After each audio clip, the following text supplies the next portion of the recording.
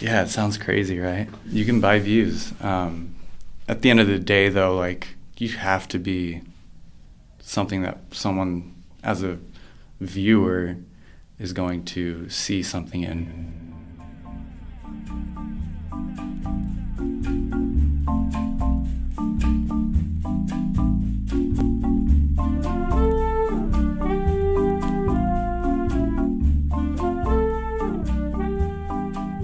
I've been kind of working in social media now for maybe over 5 years.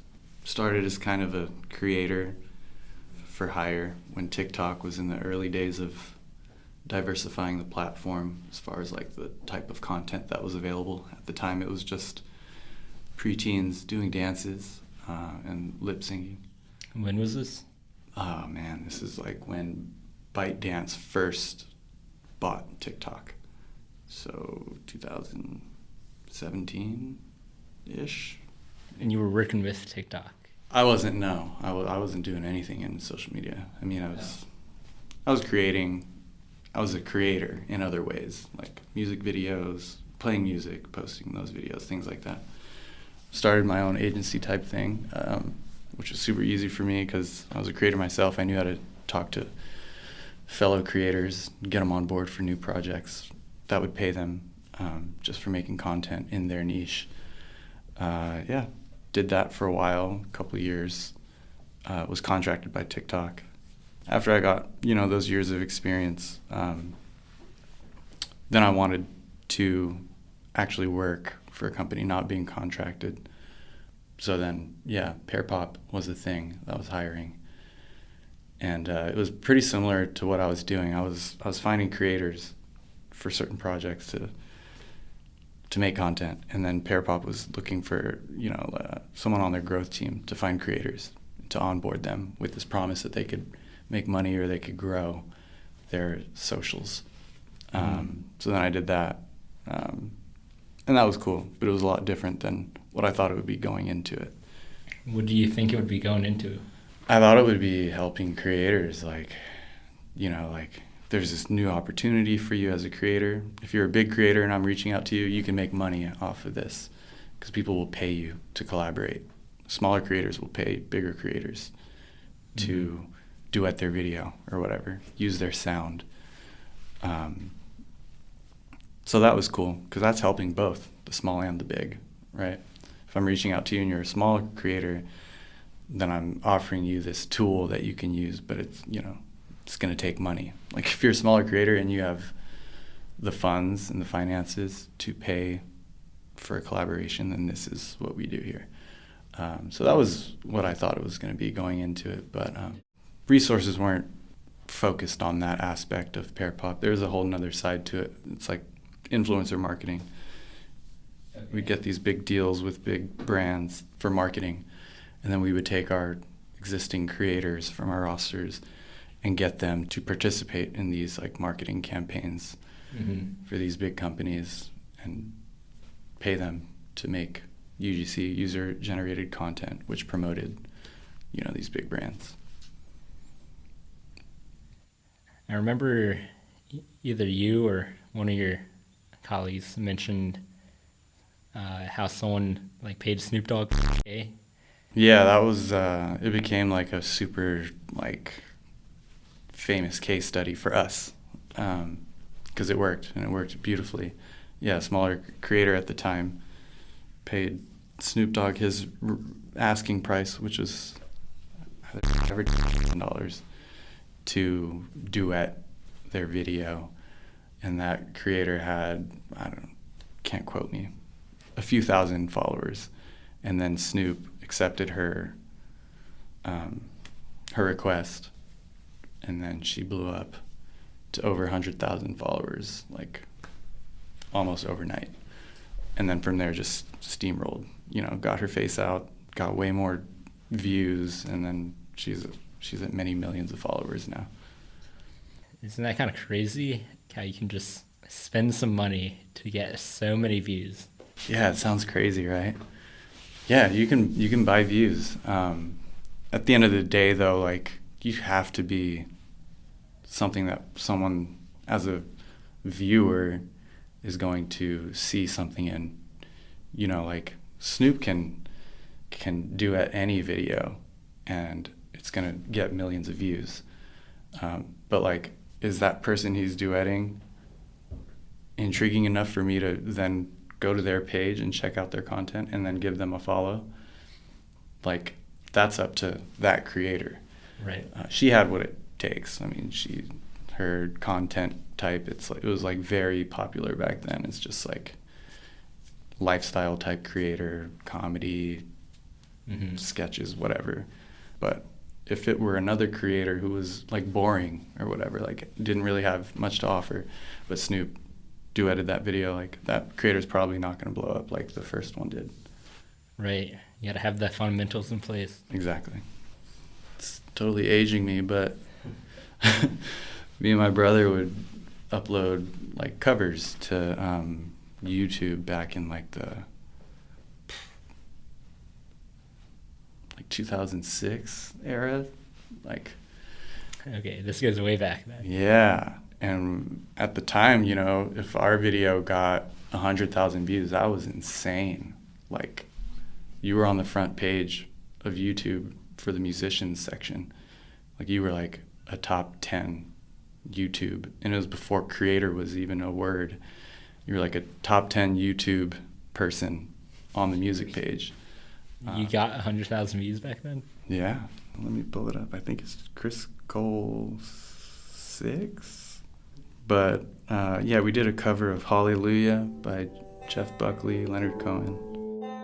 I've heard there was a secret chord that David played and it pleased the Lord. But you don't really care for music, do you? And that was one of our first ones that was like big on the app in the early days.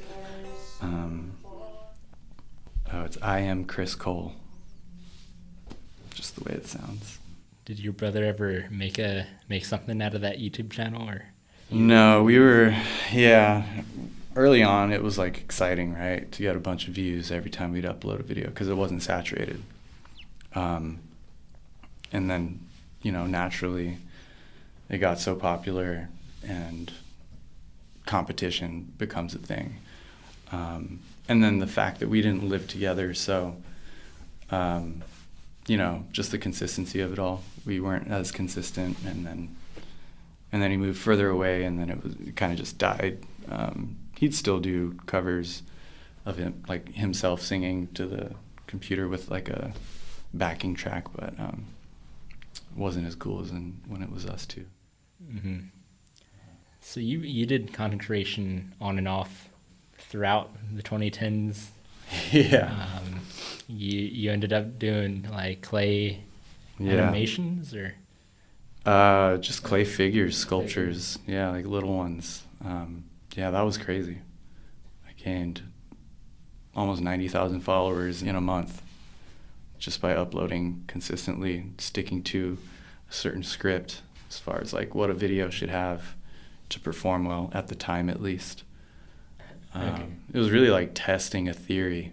Like if you do X, Y, and Z, like could you be successful as far as like gaining a following, things like that. So let's go through that theory.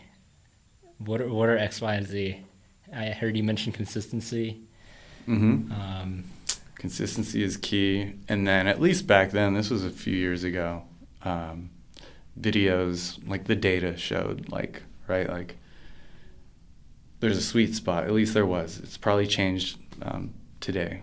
Actually, I'm pretty sure it has changed. Back then, it was like a 10-second video, 10 to 15 seconds. Anything longer than that, people were swiping. So the duration, it had to, obviously quality matters.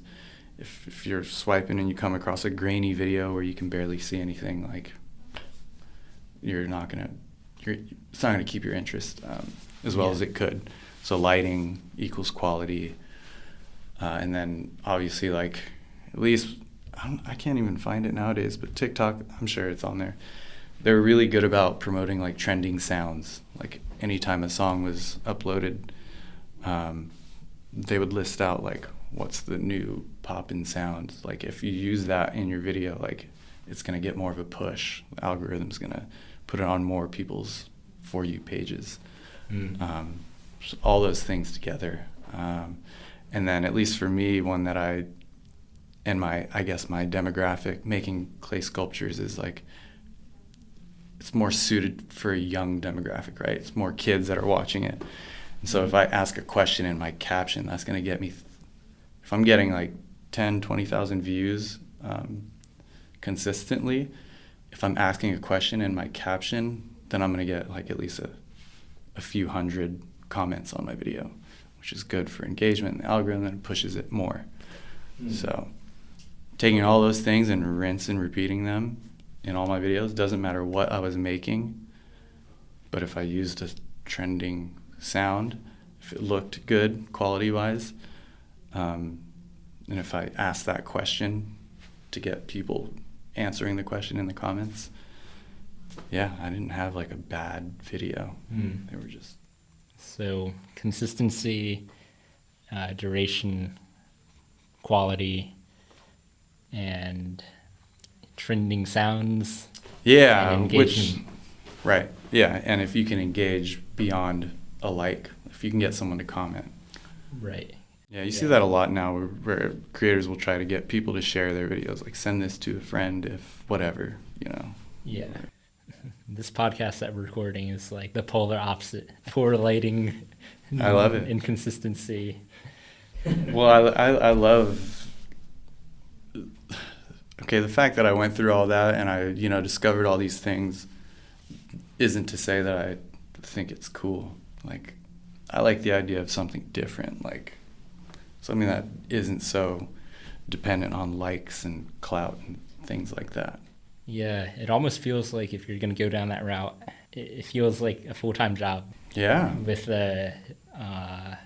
strict deliverables, like. Yeah, and it also seems more mindless. Right. I mean, you're kind of limiting yourself. Mm-hmm. In a sense, it is like a business, creating that target, that good video for a target audience. Right. Getting it out there. But that's what works with, you mentioned like TikTok's algorithm. Mm-hmm. I mean, let's talk about how the algorithm works. I don't know how TikTok's algorithm works, but I can say it works. Like my feed is so catered to me, and it's got to be because when I'm a new user, it doesn't know me, so it spits out a bunch of random things that are being, I guess, pushed, right? Because it's good content across maybe many verticals. As a new user, it's going to show me a little of everything, and then it's probably, recording like which ones I'm actually watching in their entirety, which ones I'm looking in the comment section, which ones I'm saving, which ones I'm sharing with friends. Takes all that information and it gives me more of those types of pieces of content. It's got to be, right? Right. And it works beautifully because now my feed I rarely skip anything on my feed. It's like so catered to me. I imagine they're tracking like every millisecond in every tap. Absolutely. On the app. Absolutely. Which is kind of creepy. I mean, TikTok's been in the news for not the greatest things when it comes to data and, what they're collecting, things like that. How often would you say you use TikTok these days? A lot. It's mostly because of my job. Then in that case, you have way more like perspective on the current creator landscape. Is that right? Yeah, I'd say so. But you wouldn't want to be one of those creators. No, I don't think so. I don't have that personality. I see a lot of creators who are trying to be creators, and they don't have that personality either. It's like hard when, like, in my jobs when I'm supposed to connect with creators for a certain thing, whatever the job is, and it like doesn't work out because there's like a missing piece. For a lot of like creator facing startups, like it's very specific, like what the target is, and not every creator is like that. Like there are great creators who aren't what I'm kind of alluding to. Like the creator that gets a brand deal, right? Or that gets a sponsorship or a partnership with anyone, like they're kind of all the same. Like they're very like in your face, like speaking to the audience, to the camera. Like they're the ones that always drop, "Hey guys." Hey, how's it going, guys? Yeah. Yeah. Like those are the only ones that really can be approached and, can have that advertisability. Right, yeah. I mean, it can work for other types of creators. Like there are so many creators that never show their face, right? A bunch of artists. A lot of different types of advertisers too. Mm-hmm, right, and they can get, different deals, but that's like the amount is like so tiny compared to, the big heavy hitters who are like, could be TV hosts. YouTube TV. Right.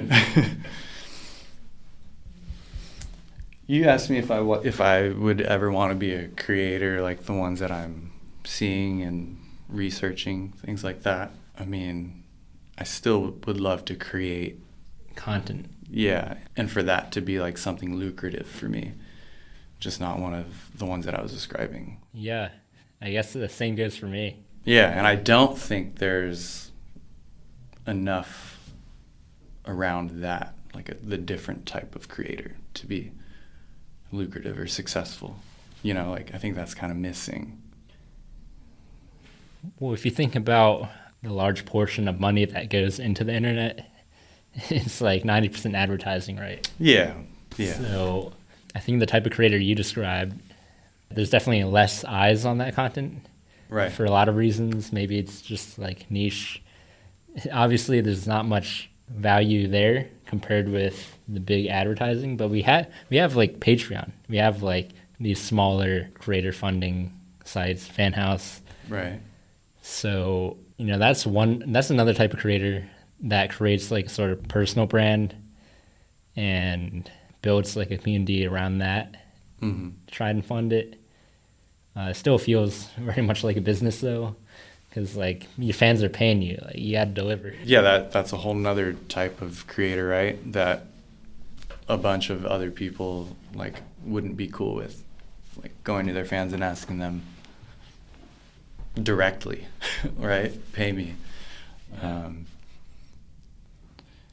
Yeah, I don't know, but in this world of the creator economy, it really is. It comes down to traffic. Like, how much traffic do you get? Mm-hmm. The more traffic you get, the more money you're gonna make. But yeah, just that word creator, right?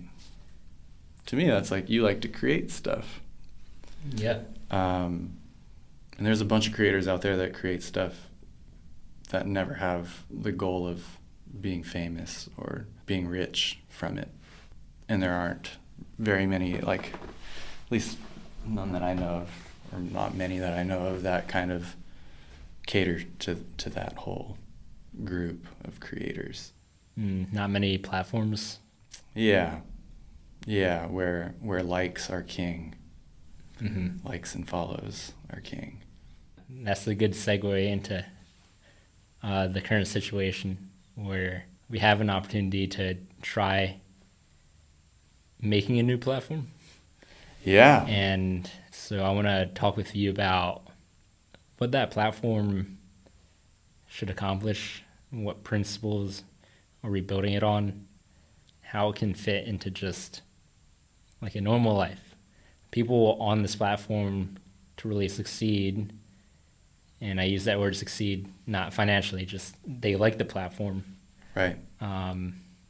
Like just people who don't want to commit to business like content creation. Mm-hmm. What does that platform look like? Right. Man. because I think you're right. There's definitely a lot of people that would love to like create and see other people's content, particular people like in their life, like relevant people, right? Right. So I think in terms of what really provides value to people, it really comes down to who is in their life, who can be in their life, who can they do things with, work with, create stuff with. You know, it can't always just be consume, consume, consume. There should be collaboration. How do you actually design for collaboration? That's the question here. Yeah, I mean, if you're thinking of a new space for creatives and the goal isn't fame or likes, right? It's actual co-working, collaborating. Building cool stuff, building meaningful relationships. Like if I go on Twitter, I have like 2 friends and a bunch of randoms following me. Mm-hmm. I mean, not completely random, but they're not people I would just bump into at a bar and like feel comfortable speaking with. And I think you need that level of comfort and trust in order to like collaborate and do stuff together. Right. Well, I think it's that way on Twitter because it was never supposed to be anything really different. Actually, I don't know. I don't know what the initial goal was of Twitter when it first debuted years and years ago. But it's far from being a personal platform, right? It's about tweeting your random thoughts to hopefully be reposted. At least that's how I see it, right? Have a viral tweet. Again, it's like chasing that fame or that viral moment. So if I imagine a platform where that's not the goal at all, then I see a platform where like it's not even an option to like a piece of content. What about this? There's no like button, but it's kind of like Discord or Slack where you can do any number of reacts. Huh. Is that more something you and your friends could see yourself using? Yeah, that could be cool. I didn't think of that. That could be cool. Or the only way you can interact with a piece of content from someone on this new platform, like if you click, you want to interact with it, it's like a direct message to the original poster. Yeah. You know, Yeah. for this specific post. So it's like very one-on-one. I agree. I think okay. I agree. I think the thing that a lot of these big platforms are missing, maybe missing isn't the right word, they just weren't designed for it, is the fact that they're like public by default. They're public by design. I think there's really an opportunity for platforms that, first of all, you can customize pretty much, set the visibility of all your posts. And Facebook, you know, you can kind of do that with Facebook, set the visibility.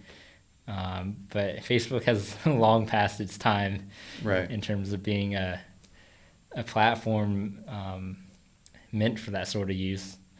But just being able to change the visibility of your reply, so it's like creator only, or connections only, Yeah. or maybe just leave it a public reply. Like having that flexibility, I think, would create a much better environment to get things moving in terms of meeting new people, doing stuff.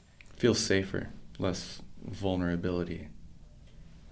Right. Rather than having everything out there for everyone else to see. It's like your normal life isn't public. We're sitting here talking. If we didn't have these microphones, there'd be no one around us to hear. It would just be us two. Right. And that's kind of like how things are in life. And I think the platforms we use should reflect in the natural state of life, basically. Yeah, I love that. Yeah. What if we're like still at a creator standpoint, like coming from a creator standpoint, what if it's like maybe something like this exists? Like say you post a piece of content like in your niche, but you post it on this new platform that, you know, promotes collaboration. So like, I don't know, let's say I'm a musician and I post a piece of music, but my intent is to gather feedback from someone in a related industry or field who could offer me like advice, or I don't know, like maybe if you tag the content and then the algorithm does spit that out to other people for connections if you're public, if you chose to be public, or if you chose for that post to be public. So basically you have users that have a particular need in mind.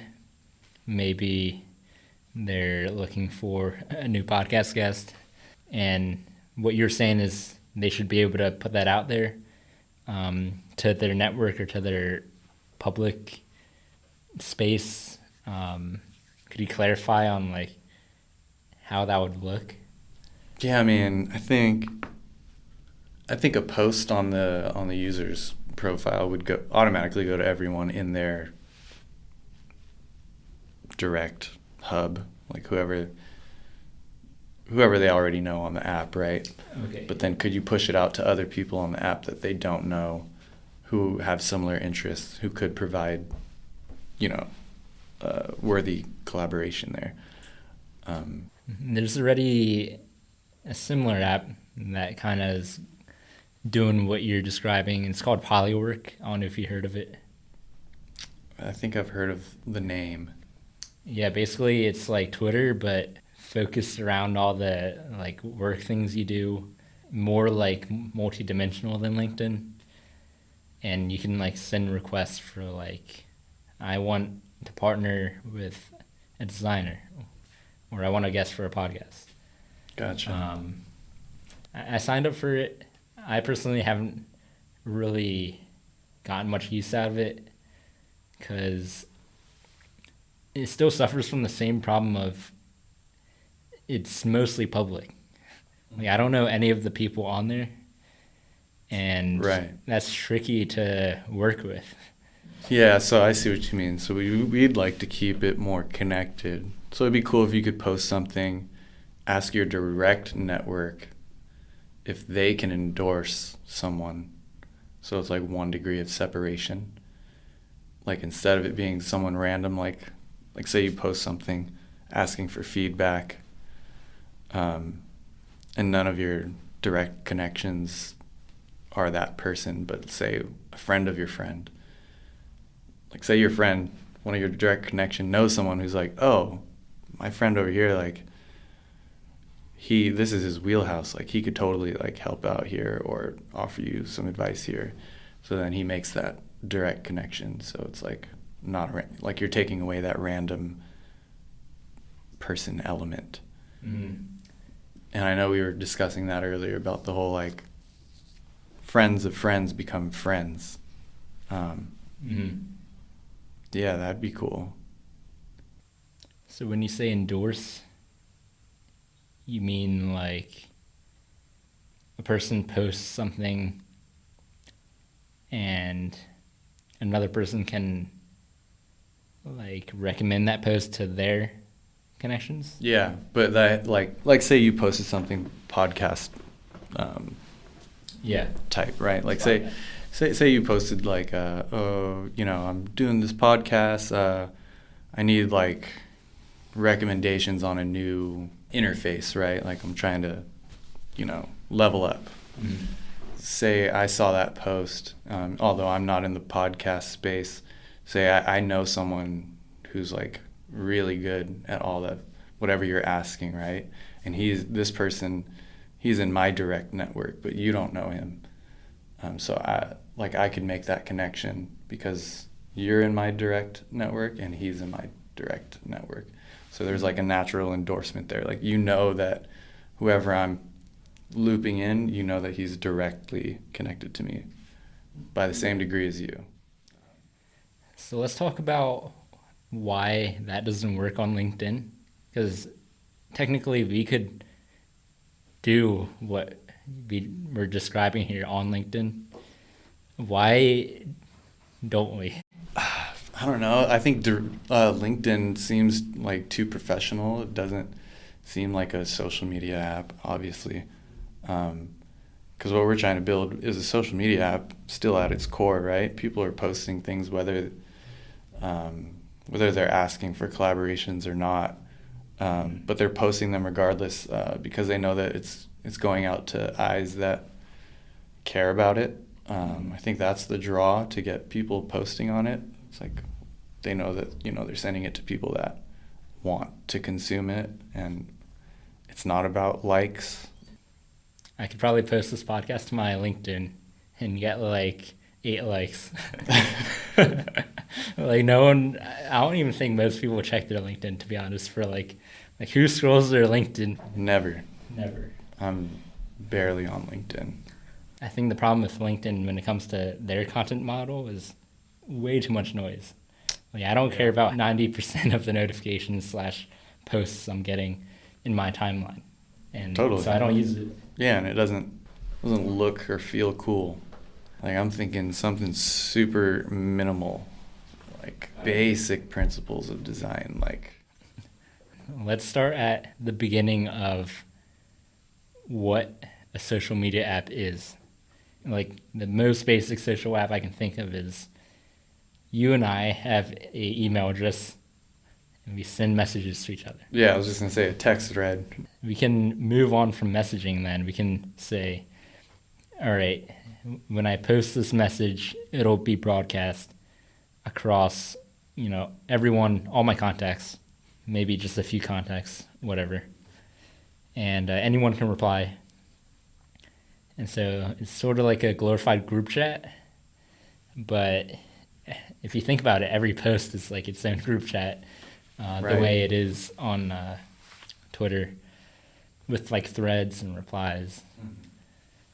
But the issue there is that sometimes you want to reply, but you don't want to reply to everyone. Exactly. You just want to reply to the creator. Right. So, okay, then we'll take that posting system. We'll let you customize the visibility of the post, obviously, and also of the replies. So that's like a pretty good product already. Minimum product. I love it. I love that. I think that's huge. I think that's powerful. Like, if someone's asking for my advice, and if I'm willing to give it, it's like, that's what I signed up for. I didn't sign up for someone else in the comment section to go to war with me over what I wanted to provide to the person who asked a question. So if I could toggle that visibility off, then I feel safe, I think that's awesome. Like, and if the main poster can see everything, see all the replies from everyone, Right. and no one's like, sure, we may have differing pieces of advice or differing opinions, but at least we're not, like, there's no Unnecessary trolling. yeah, or like friction, right? Yeah. And plus, the whole idea is to like reduce noise. So if Exactly. if you're just saying something to the creator that isn't relevant to anyone else, like it shouldn't be seen by anyone else. Right. Just for the sake of the platform and for your own sake. And let's talk about design a bit more. What we just described is a very basic product. Like, you could sign up with an email username, start posting things. No one would see your post if you're not connected with anyone. So first of all, we need to get users connected, but we want to do it the right way. And I don't think Twitter's the right way. I think Twitter's the right way if you're just following, but we're not following here. We're trying to make relevant pieces of information visible to you. So by design, The platform should incentivize users to really be careful or be thoughtful about who they're connected with. One of the ideas that I mentioned earlier was, instead of just like hitting follow or hitting add connection, there would be like a text box that pops up, and you have to describe like what is the nature of this connection. Why are you connecting with Stephen Cole? Yeah. Oh, it's because we're coworkers. Right. Direct. Yeah. And then the other person could approve it like normal. Maybe they can, revise that statement. But I think that would go a long way to like making people think why they're connecting. Right. And also for the sake of everyone else, like everyone else can see like Tommy's connected to Stephen Cole not because he just clicked follow. Right. They actually know each other. Yeah. Right. And that's powerful. Yeah. And they know how they know each other. Right. If you want to disclose that, we shouldn't force users to write that. But if they don't write it, then it shouldn't be displayed to anyone else. Right. Because then it's like just noise. Just no one needs to know about it if you're not willing to share about it. Right. So users can only see other users' direct connections. Direct connections that have that sort of context. Right. And going off that, I'm thinking posts should have a sort of list of all associated people with that post. So say if I post this podcast on this platform, I'm going to tag you. And on Instagram or Twitter, it would just be like, oh, Stephen Cole was mentioned. And that's sort of it. You have these associations, people making posts together, people making content together.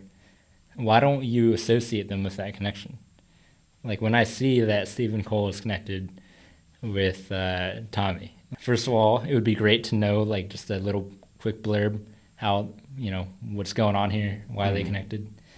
It would also be really cool to see like all the things that they've done together, like all the relevant posts. Yeah. Yeah. Is she coming in here? Well, let's wrap up then. I think we got a lot of good ideas down. Yeah. I'm excited to see where things go. Absolutely. Any final thoughts? No, I just love that we're asking the questions and thinking of, new ways to solve things for the other side. For the other side. Yeah. Thanks for coming on, Stephen. Pleasure being here, man. Thanks for having me. Till next time.